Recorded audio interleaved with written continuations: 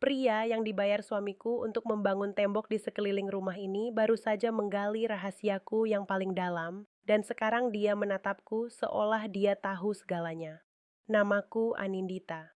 Secara teknis, aku punya segalanya berkat pernikahanku dengan orang penting yang jarang pulang. Pria di hadapanku ini adalah Bimo, tukang batu yang disewa untuk membangun benteng di sekeliling penjaraku ini. Seharusnya ini jadi tembok privasi. Selama berminggu-minggu, satu-satunya interaksi kami hanyalah tatapan yang kami curi saat aku mengawasinya dari jendela. Aku dengan gaun sutraku dan dia dengan tangannya yang kasar dan penuh kapalan. Tapi sore ini berbeda. Cangkulnya membentur sesuatu dari logam. Dia memanggilku, mendekat, dan kami membukanya bersama. Di dalamnya bukan harta karun, isinya adalah buku harian lamaku dan setumpuk surat cinta yang kutulis untuk diriku sendiri, tentang hidup yang tak pernah kumiliki. Saat aku mengangkat kepala, Bimo tidak sedang melihat kotak itu. Matanya terkunci padaku, dan napasku tercekat di tenggorokan. Aku mulai menghindarinya dengan sengaja. Aku tidak lagi mengawasinya dari jendela, dan menyibukkan diri di sisi lain rumah. Tapi kehadirannya seperti noda tinta yang merembes, mustahil diabaikan. Suara palunya terasa seperti detak jantung kedua di rumah ini. Suatu akhir pekan, suamiku mengadakan acara barbeque kecil yang tak bisa kutolak.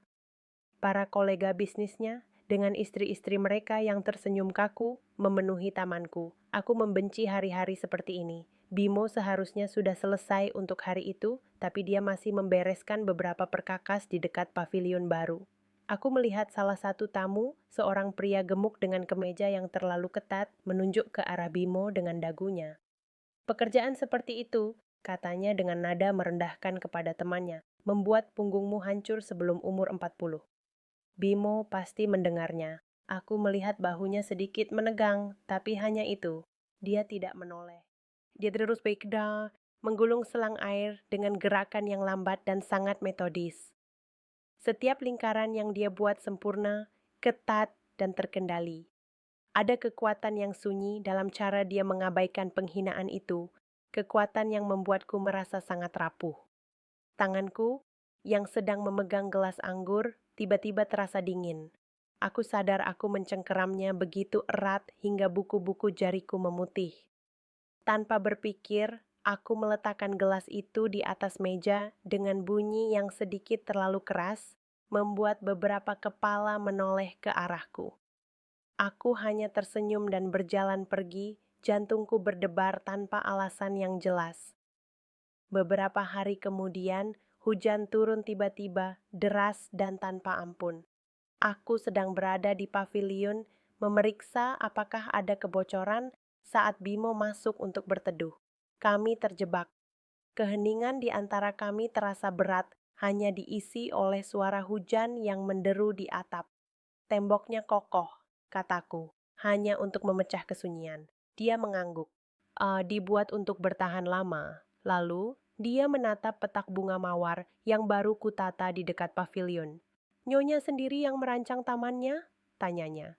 Suaranya rendah, bukan pertanyaan basa-basi. Itu adalah pertanyaan yang tak pernah ditanyakan suamiku. Dulu aku bermimpi menjadi arsitek lanskap.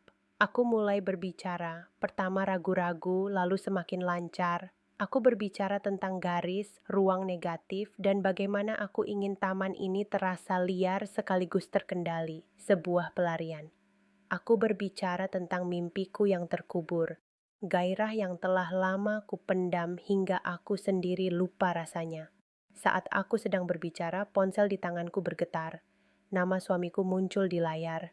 Aku menatapnya sejenak. Ibu jariku melayang di atas tombol hijau, tapi aku tidak menjawabnya. Aku membalikkan ponsel itu, meletakkannya dengan layar menghadap ke bawah di atas meja, dan aku terus berbicara kepada Bimo. Aku bahkan tidak tahu mengapa aku menceritakan semua ini padanya. Apa kalian mengerti perasaan itu? Saat kau mulai mengatakan sesuatu dan kau tahu kau tidak seharusnya, tapi kau tidak bisa berhenti. Kumohon, tetaplah di sini sebentar. Aku hanya perlu seseorang mendengar ini sampai akhir, karena rasanya aku akan hancur jika menyimpannya sendiri lebih lama lagi. Suamiku sedang dalam perjalanan bisnis, sebuah alasan yang terdengar masuk akal untuk kepergiannya yang sering. Rumah ini menjadi sangat sunyi, hanya diisi oleh gema langkah kakiku sendiri di lantai yang dingin. Malam itu gelisah, aku berjalan keluar ke taman. Lampu-lampu yang baru dipasang menyorotkan cahaya tajam pada tembok yang setengah jadi, menciptakan bayangan-bayangan panjang yang menari. Bimo ada di sana, sendirian, membereskan peralatannya di bawah cahaya kuning yang redup. Dia bergerak perlahan, seolah tidak ingin pergi. "Masih bekerja?" tanyaku, suaraku terdengar lebih keras dari yang kumaksudkan di tengah keheningan. Dia menoleh, wajahnya tenang. "Hampir selesai, Nyonya. Hanya memastikan semuanya siap untuk besok." Dia meletakkan sekopnya, lalu menyandarkannya di dinding batu yang kasar. Matanya tidak menatapku, melainkan ke arah paviliun tempat kami pernah terjebak hujan. Taman ini terasa berbeda sekarang. Aku tanpa sadar memeluk diriku sendiri, merasakan hawa dingin malam menembus gaun tidur sutraku. Berbeda bagaimana? Dulu terasa seperti sesuatu yang harus dilihat dari jauh, katanya, memilih kata-katanya dengan hati-hati sambil menatap bunga mawar yang kini hanya siluet gelap. Sekarang rasanya seperti sebuah tempat untuk bernapas. Jantungku berhenti sejenak, lalu berdetak kencang. Itu adalah hal paling intim yang pernah dikatakan siapapun tentang sesuatu yang kubuat dengan tanganku sendiri. Suami saya hanya melihatnya sebagai pengeluaran, celetukku. Kata-kata itu keluar begitu saja. Pengakuan pahit yang seharusnya kusimpan. Aku langsung membuang muka, meraih ponsel dari sakuku, hanya untuk memiliki sesuatu untuk dipegang, untuk mengalihkan pandanganku dari tatapannya yang mengerti. Terdengar suara alat-alat logam yang diletakkan dengan pelan di atas tanah. "Kalau begitu, saya permisi dulu, Nyonya." Dia mulai berjalan menjauh, sosoknya perlahan memudar ke dalam kegelapan di luar jangkauan lampu. Kepanikan dingin mencengkeram perutku, rasa takut akan kembali menjadi tak terlihat. "Bimo," panggilku, suaraku nyaris tak terdengar, serak.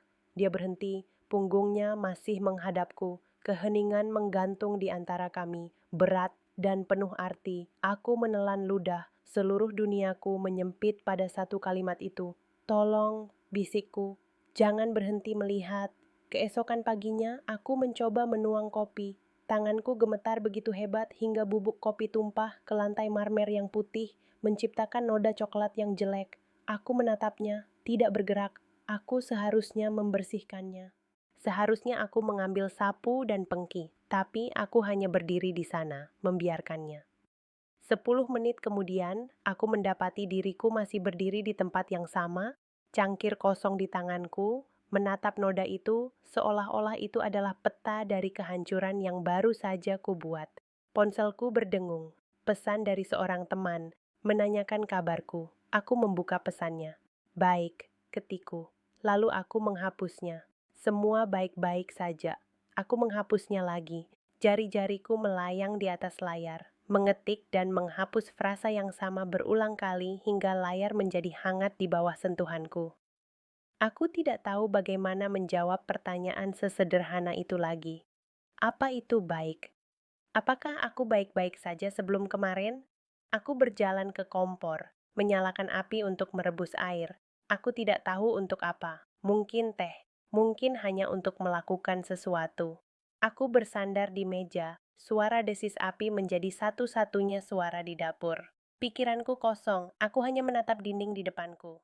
Dinding yang sama yang kulihat setiap hari. Tapi sekarang aku bisa melihat setiap retakan kecil di catnya, setiap ketidaksempurnaan.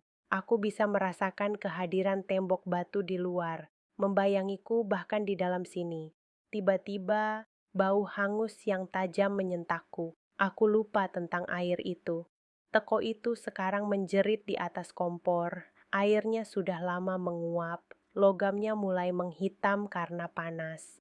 Kepanikan dingin menjalari punggungku. Aku mematikan api dengan tergesa-gesa, tanganku menyenggol rak bumbu, mengirim botol-botol kecil berjatuhan ke lantai dengan bunyi pecahan yang keras. Aku tidak membersihkannya. Aku hanya mundur selangkah, lalu langkah lainnya, sampai punggungku membentur dinding yang dingin. Aku meluncur ke lantai, duduk di antara pecahan kaca dan bubuk kopi yang tumpah, dan aku tidak merasakan apa-apa. Suara mobilnya di jalan masuk terdengar seperti alarm kebakaran di kepalaku. Suamiku pulang. Aku tidak menyangka dia akan kembali secepat ini. Aku bergegas membersihkan kekacauan di dapur dengan gerakan kaku dan tidak efisien. Jantungku berdebar di tulang rusukku seperti burung yang terperangkap. Aku berhasil membuat dapur terlihat normal tepat saat dia masuk, membawa aroma kota dan parfum mahalnya. "Sayang," katanya, senyumnya sedikit lelah. Dia meletakkan tas kerjanya dan melonggarkan dasinya. Matanya mengamatiku, penilaian cepat yang biasa dia lakukan. Aku memaksakan senyum. "Perjalanannya lancar?" tanyaku. Suaraku terdengar asing di telingaku sendiri. Dia mengangguk, berjalan ke arahku. Seperti biasa, melelahkan. Dia berhenti di depanku, sangat dekat. Aku bisa mencium bau min samar dari napasnya. Aku ingin mundur, tetapi kakiku terpaku di lantai. Lalu dia mengangkat tangannya. Aku tersentak tanpa sadar. Gerakan kecil yang kuharap tidak dia sadari, tapi dia tidak menyentuh wajahku. Jari telunjuknya dengan lembut menyapu sesuatu dari lengan gaun sutraku. "Ada sedikit tanah di sini," katanya dengan santai. Itu adalah gerakan yang sangat khas darinya, memastikan penampilanku sempurna, memastikan miliknya tidak bercacat. Gestur itu, yang dulu terasa seperti bentuk perhatian, kini terasa seperti tuduhan. Itu terlalu normal, terlalu intim. Tubuhku membeku total. Tanganku yang sedang mengelap meja berhenti di tengah gerakan. Napasku tertahan di paru-paru. Dia pasti melihat sesuatu di wajahku karena senyumnya sedikit memudar. "Kamu baik-baik saja? Kamu terlihat pucat." Pertanyaannya menggantung di udara. Ini dia, kesempatan untuk mengatakan sesuatu. Apa saja, tapi mulutku terasa seperti disegel dengan lem. Alih-alih menjawab, aku membalikkan badan, memunggunginya. Aku berjalan ke jendela dapur, mencengkeram tepian wastafel yang dingin dengan buku-buku jari yang memutih. Aku menatap keluar, ke taman, di mana tembok batu yang dibangun Bimo berdiri kokoh di bawah sinar matahari sore. Aku memilih diam, aku memilih tembok itu. Dan dalam keheningan yang memekakan telinga itu, aku merasakan tatapan suamiku di punggungku, bingung dan mulai curiga. Kami sedang makan malam beberapa malam kemudian, sebuah ritual yang dipenuhi keheningan yang canggung. Suamiku berbicara tentang merger, tentang angka-angka yang tidak berarti apa-apa bagiku. Aku hanya mengangguk, mendorong sepotong ikan di piringku. Dia berhenti sejenak menatapku melewati cahaya lilin. "Tembok itu hampir selesai," katanya, lebih sebagai pernyataan daripada pertanyaan. "Akhirnya kita akan mendapatkan privasi yang kita bayar." Aku mengangguk lagi, meraih gelas anggurku. "Ya, setidaknya itu dibuat untuk bertahan lama," kataku tanpa berpikir. Kata-kata itu keluar begitu saja, sebuah gema dari suara rendah Bimo di tengah hujan. Keheningan langsung berubah. Itu bukan lagi keheningan yang kosong, tapi yang tegang dan penuh pertanyaan. Suamiku meletakkan garpunya, perlahan. Dia memiringkan kepalanya sedikit, matanya yang tajam menyipit. Dibuat untuk bertahan lama?" Ulangnya, menguji kata-kata itu di lidahnya seolah-olah itu adalah bahasa asing. Itu cara yang aneh untuk mengatakannya. "Di mana kamu mendengarnya?" Kepanikan sedingin es menjalari pembuluh darahku. Tenggorokanku mengering. Ini dia, sebuah retakan di fasad yang kubangun dengan susah payah. Aku memaksakan tawa kecil yang terdengar tipis dan rapuh di telingaku sendiri. Aku perlu sebuah jawaban, sesuatu yang konkret, sesuatu yang bisa dia periksa, sesuatu yang nyata. "Oh," kataku, mencoba terdengar acuh tak acuh sambil menyesap anggurku untuk mengulur waktu. "Aku sedang membaca majalah Rumah Tropis, edisi terbaru saat di salon kemarin. Ada artikel besar tentang konstruksi modern di iklim lembab. Rupanya itu istilah teknis untuk fondasi yang benar. Mereka terus mengulanginya." Aku menatap lurus ke matanya, berdoa agar kebohongan ini cukup spesifik, cukup membosankan untuk bisa dipercaya. Dia menatapku sejenak lebih lama, mencari sesuatu di wajahku. Untuk sesaat aku yakin dia bisa melihat kebohonganku, bisa melihat Bimo berdiri di belakangku dalam bayang-bayang. Tapi kemudian dia mengangguk, mengambil garpunya lagi. Begitu, katanya, dan topik itu ditutup. Tapi aku tahu itu tidak benar-benar selesai. Kebohongan itu sekarang ada di luar sana. Sebuah benang yang menjuntai. Sebuah fakta palsu yang sekarang menjadi bagian dari sejarah kami. Menunggu untuk ditarik. Aku tidak bisa makan lagi. Perutku terasa seperti diisi dengan batu sekeras dan sedingin tembok di luar. Ketergantungan itu adalah hal yang paling menakutkan. Bukan gairah, bukan sentuhan, tapi kebutuhan akan didengar. Kebutuhan untuk dilihat sebagai Anindita, bukan hanya sebagai nyonya. Itulah yang membuatku hancur. Beberapa hari setelah kebohonganku saat makan malam, ponselku bergetar dengan sebuah pesan dari nomor yang tidak kusimpan. Apakah tamannya sudah bernapas hari ini? Aku membaca kalimat itu dan seluruh pertahananku runtuh. Aku sedang berada di ruang kerja suamiku, seharusnya mencari dokumen asuransi. Tapi aku malah balas mengetik. Belum, tulisku. Rasanya seperti menahan napas. Balasannya datang seketika. Kalau begitu, biarkan dia bernapas. Tanganku bergerak sendiri, menekan tombol panggil. Suaranya memenuhi telingaku, rendah dan menenangkan, dan aku mulai berbicara. Aku menceritakan kebohongan tentang majalah itu, rasa panik yang dingin, keheningan di meja makan. Aku berbicara dan berbicara, mengeluarkan semua racun yang telah menumpuk di dalam diriku. Aku bersandar di kursi kulit suamiku, memutar-mutar pena peraknya di antara jari-jariku, dan untuk pertama kalinya dalam beberapa hari, aku tersenyum. Senyum yang nyata dan tanpa beban. Saat itulah aku mendengar suara langkah kaki yang lembut di lorong. Jantungku melompat ke tenggorokan. Seluruh tubuhku membeku dalam sepersekian detik. Senyum itu lenyap, otot-otot di wajahku menegang menjadi topeng kosong. Ibu jariku, tanpa berpikir, menekan tombol merah di layar, memutuskan panggilan secara tiba-tiba. Detik berikutnya, aku menjatuhkan ponsel ke atas meja seolah-olah itu panas, layarnya menghadap ke bawah.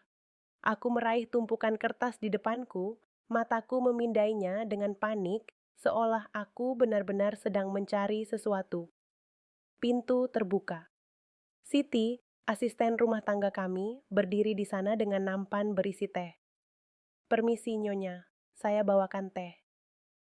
Matanya melirikku, lalu ke ponsel yang tergeletak di meja, lalu kembali padaku. Apakah dia melihat senyumku? Apakah dia mendengar nada suaraku yang berbeda? Bahaya itu mungkin hanya berlangsung 3 detik, tapi rasanya seperti 1 jam. Aku memaksakan diriku untuk menatapnya. Terima kasih, Siti. Letakkan saja di sana. Kataku, suaraku sedikit serak. Dia meletakkan nampan itu dan pergi tanpa sepatah kata pun. Aku tidak bergerak sampai aku mendengar langkah kakinya menjauh. Lalu aku mengembuskan napas yang tidak kusadari telah kutahan. Tanganku gemetar. Aku menatap pantulanku di layar ponsel yang gelap. Bukan pikiran, tapi sebuah kepastian yang dingin dan berat turun ke perutku, seperti batu yang ditelan. Aku tidak akan bisa mempertahankan ini. Tidak lama lagi. Aku sedang merapikan bunga di vas ruang keluarga saat suamiku masuk, melemparkan majalah yang mengilap ke meja kopi. Jantungku berhenti. Itu adalah majalah Rumah Tropis. Aku mampir ke toko buku tadi, katanya, nadanya ringan, tapi mataku terpaku pada sampulnya. Dia mengambilnya, membolak-balik halaman dengan santai. Aku penasaran dengan artikel yang kamu sebutkan tempo hari tentang konstruksi di iklim lembab. Aku tidak bisa menemukannya di edisi ini. Keheningan memenuhi ruangan, berat dan memekakan telinga. Aku bisa merasakan darah surut dari wajahku. Tanganku yang sedang memotong tangkai mawar berhenti bergerak. Oh, kataku, dan suaraku naik setengah oktav, terlalu tinggi. Aku berdeham, mencoba lagi. Mungkin itu edisi bulan lalu. Atau mungkin aku melihatnya di situs web mereka saat di salon. Kebohongan baru, lapisan lain di atas kebohongan yang sudah ada. Tanganku meraih ponsel di saku, sebuah gerakan refleks tanpa tujuan selain untuk memegang sesuatu. Senyum yang kupaksakan terasa kaku dan terlambat. Dia menatapku, tidak lagi pada majalah itu. Matanya menyipit, sebuah ekspresi yang kukenal dengan baik. Itu adalah tatapan yang dia gunakan saat menganalisis laporan keuangan, mencari ketidaksesuaian. Situs web, ulangnya pelan, aku akan memeriksanya. Dia tidak terdengar marah. Dia terdengar seperti seorang akuntan yang menemukan angka yang salah. Dia meletakkan majalah itu kembali, tepat di tengah meja. Sebuah bukti fisik dari kebohonganku. Dia berjalan melewatiku, menepuk bahuku dengan ringan, sebuah gestur yang biasanya menenangkan tapi sekarang terasa seperti sengatan listrik. Hanya ingin memastikan kita mendapatkan kualitas terbaik untuk tembok itu, katanya sebelum meninggalkan ruangan. Ya, aku tetap berdiri di sana, mawar dan gunting di tanganku, napasku dangkal. Aku menatap majalah itu bukan lagi sekadar kertas. Itu adalah sebuah bom waktu. Ponsel di tanganku terasa panas karena panik. Aku lari ke kamar mandi, satu-satunya tempat aku bisa sendirian, dan meneleponnya. Dia tahu, bisikku begitu Bimo menjawab. Suaraku bergetar. Bukan, dia tidak tahu, tapi dia curiga. Dia membawa majalah itu pulang.